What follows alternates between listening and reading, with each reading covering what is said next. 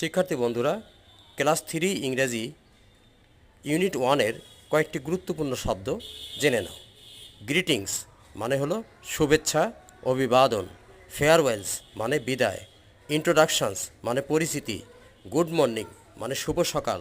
Hello মানে এই যে। লিসেন মানে শোনো। ডায়লগ মানে কথোপকথন।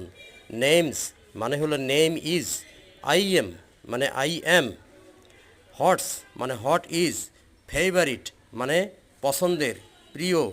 গুড বাই মানে হলো বিদায়।